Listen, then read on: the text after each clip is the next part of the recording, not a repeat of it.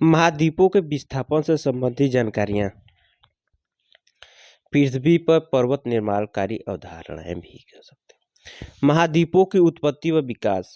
पृथ्वी के भूपटल का विकास, जलमंडल, स्थलमंडल व वायुमंडल उत्पत्ति व विकास। अब महाद्वीपीय विस्थापन प्राचीन अवधारणाएं, नवीन अवधारणाएं, पर्वत निर्माणकारी अवधारणाएं। पृथ्वी पर पर्वतों के निर्माण के संबंध में सर्वप्रथम व्याख्याएं दी गई थी, जिसमें भू आकृतिक विज्ञान की वैज्ञानिक शाखाओं को जन्म दिया। मानव द्वारा महाद्वीपों के मैदानी भाग में अधिवास निर्माण को चुने जाने के पश्चात यह विदित हो चुका था कि नदियों द्वारा इन मैदानों का निर्माण पर्वतों से उद्गम होने वाली नदियों के द्वारा लाए गए अवसाद से हुआ है। पृथ्वी पर पर्वत निर्माणकारी अवधारणाओं को दो भागों में विभाजित किया जा सकता है, प्राचीन अवधारणाएं और नवीन अवधारणाएं। प्राचीन अवधारणाओं में पृथ्वी का संकुचन। पृथ्वी के संकुचन संबंधी अवधारणाओं के अंतर्गत यह माना जा रहा था कि पृथ्वी के निर्माण के पश्चात पृथ्वी का शीतलन हुआ है, जिसके कारण पिघली हुई अवस्था में ठोस अवस्था प्राप्त हुई।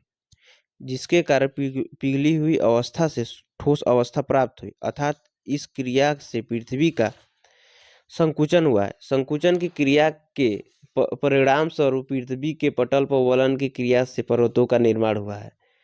आलोचना। स्मरणीय है कि शीतलन की क्रिया से पृथ्वी पर संकुचन अवस्था हुआ है, लेकिन यह इस स्तर तक पर नहीं कि क्रस्ट पर वलन के द्वारा पर्वतों का निर्माण कर सके, अर्थात पृथ्वी का संकुचन वलन की क्रिया हेतु पर्याप्त बल नहीं है। पृथ्वी के प्रसार का सिद्धांत। पृथ्वी के संकुचन संबंधी सिद्धांत के विपरीत यह सिद्धांत पृथ्वी के आंतरिक भागों में तापमान संबंधी परिवर्तनों को आधार मानते हुए पृथ्वी के प्रसार की व्याख्या करता है। इस सिद्धांत के अनुसार ज्वालामुखियों का उद्गार पृथ्वी के प्रसार को दर्शाता है, अर्थात पृथ्वी के फैलने से महाद्वीप विस्थापित हुए हैं।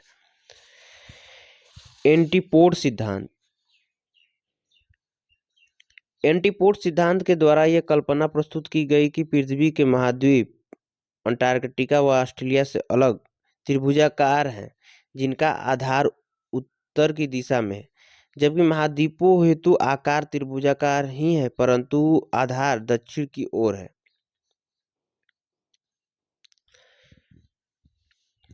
महाद्वीपीय विस्थापन सिद्धांत। यह स्मरणीय है कि महाद्वीपीय विस्थापन का सिद्धांत प्राचीन अवधारणाओं में अवश्य उपस्थित है, परंतु यह प्रथम वैज्ञानिक सिद्धांत है।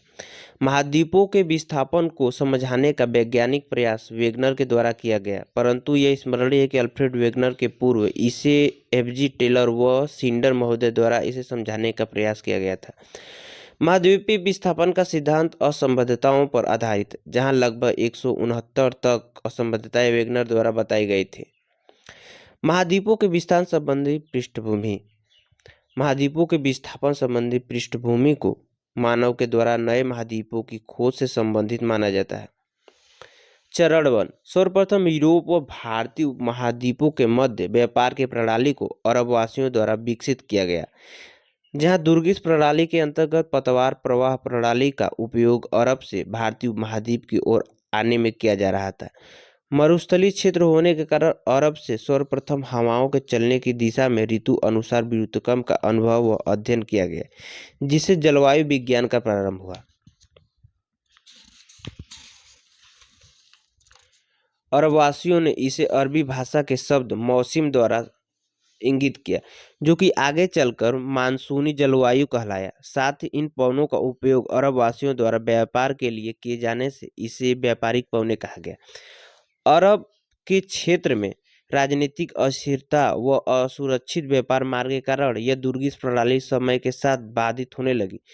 मैनकिस से लेकर मार्को पोलो तक भारतीय महाद्वीप की संपन्नता के वर्णन ने यूरोपीय शक्तियों को भारत तक पहुंचने के वैकल्पिक मार्गों की खोज हेतु प्रेरित किया, जिसे यूरोप में खोजों के युग को प्रेरित किया। एज ऑफ डिस्कवरी, यूरोप में खोजों का युग। जैसे मान लीजिए यूरोप से निकला कोलंबस, फिर अमेरिकों ने नक्शा कार्टोग्राफिक सर्च से बड़ा मैदान है, फिर मैगलन द्वारा प्रशांत महासागर को शांत और गहरा कहा गया, मतलब प्रशांत। एमएस चैलेंजर्स बोयागो खोज यात्रा, ऐसे कोलंबिया एक्सचेंजेस रेट इंडियन मार दिया गया। जियो रोगों के कारण खत्म, बिलियंस व चार्ज, मतलब इसको व्याख्या करते हैं। यूरोप में खोजों के युग के दौरान कोलंबस द्वारा उत्तरी अमेरिको व कैरेबियन द्वीपों की खोज की गई तथा अमेरिको वासपूसी द्वारा उत्तरी अमेरिका के पूर्वी तट का कार्टोग्राफिक साक्ष्य प्रस्तुत किया गया। इसी प्रकार मैगलन द्वारा प्रशांत महासागर में प्रवेश का समुद्री मार्ग द्वारा पृथ्वी का चक्कर लगाया गया। कैप्टन कुक व थॉमस द्वारा ऑस्ट्रेलिया महाद्वीप की खोज विश्व के संपूर्ण नक्शे को तैयार करने में सहायक रही। इसी दौरान कई छोटे महाद्वीपीय क्षेत्रों के खोजों ने संपूर्ण विश्व का मानचित्र सुस्पष्ट किया। इसी काल के दौरान एचएमएस चैलेंजर्स बोआगे खोज यात्री भी की गई, जिसका नेतृत्व विलियम व चार्ल्स महोदय द्वारा किया गया। 1,27,000 किलोमीटर की इस यात्रा ने 4,000 से ज्यादा नई सागरीय जीवों की खोज से लेकर महाद्वीपीय जलधाराओं व जलमग्न पर्वत श्रेणियों की उपस्थिति के साक्ष्य प्रस्तुत किए, जिनका अंतिम परिणाम समुद्र विज्ञान विषय के रूप में देखा गया।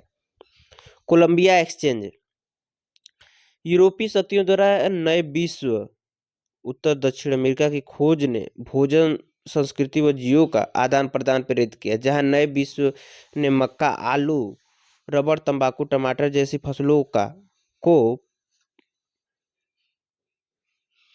पूरे विश्व को प्रदान किया, वहीं यूरोपीय शक्तियों द्वारा यूरोप की बीमारियों से लेकर छोटे बड़े जीवों को उत्तरी अमेरिका में लाया गया। स्मरणीय के उत्तरी अमेरिका की नेटिव आबादी, जिसे रेड इंडियंस नाम दिया गया था, पर भी इस कोलंबिया एक्सचेंज का प्रभाव रहा। चिकन पॉक्स जैसे वायरस जनित बीमारियों ने रेड इंडियन की आबादी को अत्यधिक सीमित कर दिया तथा यूरोपीय शक्तियों द्वारा किसी अभिप्राय मतलब मंशा द्वारा किए गए ट्रॉफी हंटिंग के कार्यों ने 100 वर्षों में वाइसिंग की आबादी को 10 मिलियन से 1,000 से कम तक ले आया, जिसने रेड इंडियंस की आबादी को पूर्णतः समाप्त कर दिया। एलेक्जेंडर वान हम्बोल्ट अत्यधिक कुशाग्र बुद्धि के वे व्यक्ति थे, जिन्होंने विश्व व्यापार के तैयार हो जाने के पश्चात सर्वप्रथम कार्टोग्राफिक साक्ष्यों का अध्ययन किया। यह स्मरणीय कि वान हम्बोल्ट अपने जीवन की प्रारंभिक शिक्षा में औसत विद्यार्थी रहे, परंतु विषय में अभिरुचि दक्षिण अमेरिका के अध्ययन के दौरान विकसित हुई। हम्बोल्ट द्वारा भूगोल को दिया गया अनन्य योगदान। पहला कि उत्तरी व दक्षिण अमेरिका की सीमाओं का यूरोप व अफ्रीका की सीमाओं के जिग्सा फिट्स में होने की सर्वप्रथम व्याख्या की गई। दूसरा कि हम्बोल्ट द्वारा अमेजन के क्षेत्र में अध्ययन पर भी किताबें लिखी गई, जिससे वनस्पतियों उस स्थान के जीवों के मध्य परस्पर संबंधों को बताया गया, जो कि आगे चलकर पर्यावरण और पारिस्थितिक विषय की स्थापना का आधार भी बना। साथ ही मानव का भौतिक जलवायु के साथ संबंध वान हम्बोल्ट द्वारा समझाया गया। यह सभी अवधारणाएं सम्मिलित रूप से चार्ल्स डार्विन को भी प्रभावित करती रहीं, जिन्होंने आगे चलकर जीवों के उद्विकास का सिद्धांत लिखा। अब यहाँ से जन्म लेता है महाद्वीपीय विस्थापन का सिद्धांत। महाद्वीपीय विस्थापन का सिद्धांत जर्मन जलवायु शास्त्री अल्फ्रेड वेगनर द्वारा प्रस्तुत किया गया था, जिसके अंतर्गत